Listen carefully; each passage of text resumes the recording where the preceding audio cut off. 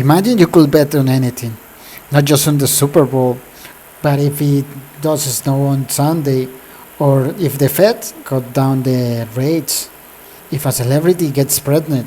So imagine that. And in 2018, Kalshi said, yeah, we could do that, but we won't be calling it betting. We're gonna call it designated contract of market. And we're gonna build it like it's a financial exchange. So now you can bet on everything. I mean, buy a contract for everything. Hi, I'm Hopito, and this is Hopito on Kalshi. So, you wanna bet?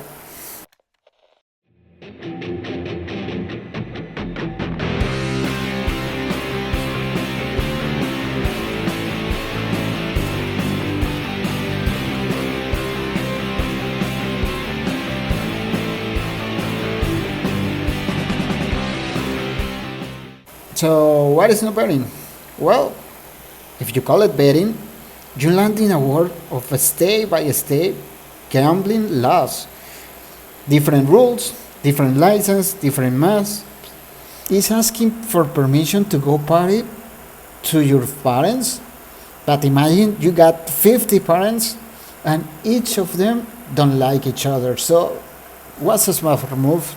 Just to say, yeah, we don't call it betting. There are just contracts. And we just help you giving you the odds. And we just help you buy the contracts. So you choose if you win or you lose. That's up to you. But we are not betting. I'm telling you, we are not betting. So let's talk specs. Kelsey says yes or no contracts in real-time events. So each contract settles at $1 if it happens, at 0 if it doesn't happen. So instead of buying $50 on your favorite team, you say I'm buying yes at 62 cents, and someone else says, okay, I buy no at 38 cents, and I take that action and see who wins. But the thing is, they make it look so much different from a sportsbook. You see the WhatsApp and it's just bland and just giving you a couple of odds, and they don't give the American odds, they just give probabilities. So 80% yes, 20% no, and that's it. They say they're selling odds on everything. So maybe you bet this weekend not just in the Super Bowl, maybe you could bet on who is the next president in Portugal, or what's going to happen with the prime minister in the UK, or when Taylor is going to get married. You could bet in everything, like I'm telling you, everything.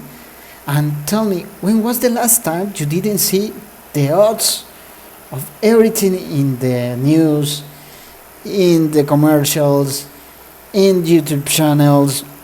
Everything is calling, Kalshi say, Kalshi is predicting, Kalshi is predicting. And we just let it in our houses and everywhere. We just decided, yeah, it's cool. Let's normalize it. And let's bet on it. Excuse me, let's buy a contract on it. With money attached, or it's just gambling wearing a suit. And don't get me wrong, I think it's fun and got really great potential.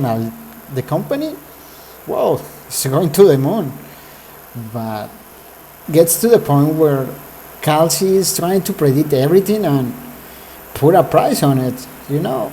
And when you start predicting if a law is going to be a law, many interests start playing into the decision, and that's kind of murky, you know.